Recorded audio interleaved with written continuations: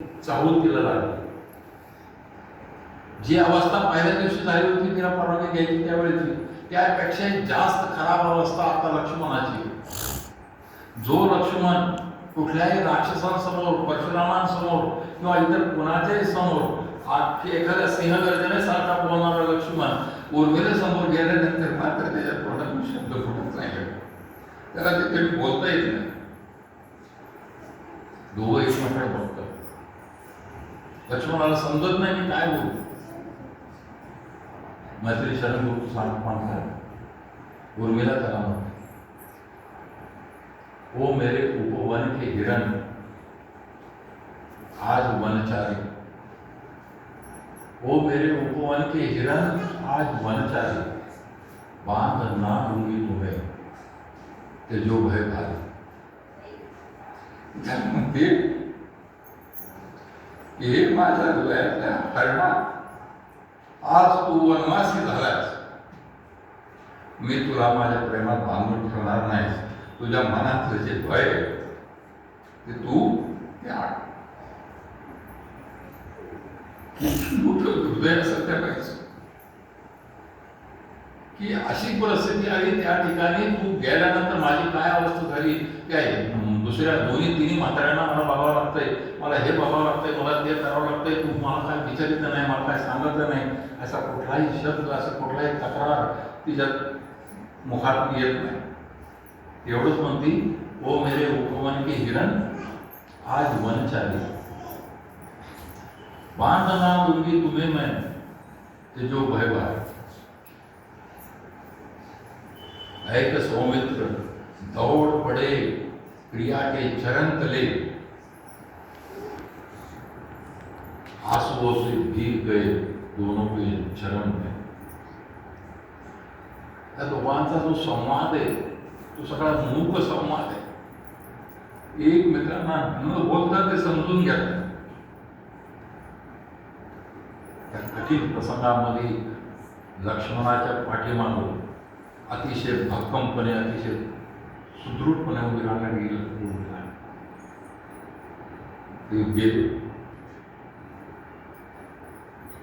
पुढं चित्रकूटावरून दक्षिणेकडे त्यांचा प्रवास सुरू झाला. सतनानंतर पंचवटीला येऊन थांबले. पंचवटीला आल्यानंतर त्या ठिकाणी शूर्पणखा आली. शूर्पणखेचं नाक त्या ठिकाणी लक्ष्मणाने कापलं. शूर्पणखेने जाऊन रावणाला त्यांचा सूड घ्यायची विनंती केली. रावण तो साधू वेशात आला.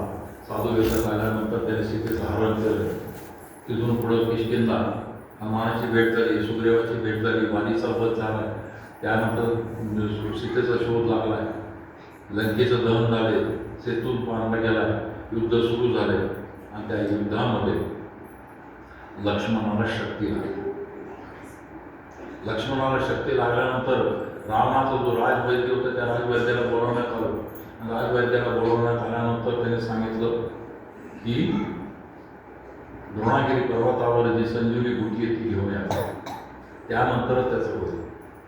एक कथा याच्यामध्ये अजून एक सांगितली जाते की जेव्हा शबरीकडे राम आणि लक्ष्मण दोघं गेले, त्या ताकातली ती बोर किंवा फळं उष्टी आहे ते लक्ष्मणाने पाहिलं. उष्टी आहे ती बोरं पाहिल्यानंतर त्याने तोंड ठेवून उभा राहिला. शबरीनं प्रेमाने ती बोरं रामाला खाऊ घातली आणि तितक्याच प्रेमाने शबरीनं ती बोरं लक्ष्मणाला दिली. रामाने त्याला सांगितलं की लक्ष्मणा घे. लक्ष्मणाने घेतली, पण ही उष्टी आहे या भावनेतून त्याने ती न खाता तशीच हातात ठेवली आणि जसा आश्रमातून बाहेर गेला तसं उत्तर दिशेला फेकून दिली. कथा पुढं असं सांगते की त्या बोराची संजीवनी झाली आणि त्यामुळेच ती संजीवनी आणून शबरीने दिलेली बोर लक्ष्मण खायलाच हवी होती म्हणून ती सगळी कथा झाली. अशा प्रकारे सुद्धा एक कथा सांगितली. हनुमान जे द्रोणागिरी पर्वताला निघाले. द्रोणागिरी पर्वत त्या ठिकाणी पोहोचल्यानंतर कोणती संजीवनी बुटी कोणती आहे लक्षात न आल्यामुळे सगळा द्रोणागिरी पर्वतच हातावर उचलून ते परत गेला. परत येत असताना नंदीग्रामवरून जात असताना भरताने पाहिलं. भरताने पाहिल्यानंतर भरताला वाटलं की हा कोणीतरी रामावर हल्ला करणारच असं समजून त्याने बाण मारला. बाण मारल्यानंतर रामाचंच नाव घेत घेत हनुमान जमिनीवर पडले द्रोणाने पर्वत बाजूला झाला.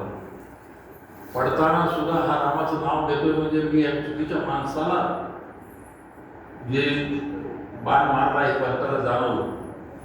आता या परिस्थितीत काय करायचं? भरताने प्रार्थना केली की मी आजवर जर एक निष्ठेने रामावर प्रेम केलं असेल तर हा जो कोणी वानर आहे हा ताबडतोब जिवंत होईल, ताबडतोब उठून उभा राहील. हनुमान उभा राहिला, सगळी हकीकत सांगितली, युद्ध कुठपर्यंत आले काय सांगितलं.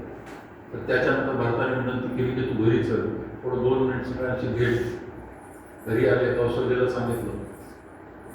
कौशल्याला सांगितलं तर जेव्हा तिला कळलं की लक्ष्मण बेशुद्ध होऊन पडलाय, तिने हनुमानाला सांगितलं, हनुमाना रामाला सांग की जर लक्ष्मण जो उभा राहिला तर परत येऊन मला तोंड दाखवून. तिथंच उभे असलेले सुमित्रा म्हणते की हनुमाना रामाला सांग लक्ष्मण गेला हरकत नाही, माझा दुसरा पुत्र शत्रुघ्न आहे, त्याला पाठवेल, पण तू रामाला मारून बसेल. हे सगळं होत असताना सुचित्र भरत आहे, मांडवी आहे, उर्मिला तिथं नाही. हनुमान विचारतो की लक्ष्मणाची पत्नी कुठे, मला जाता इच्छा आली त्यांना भेटायचं. म्हणून भरत त्याला उर्मिला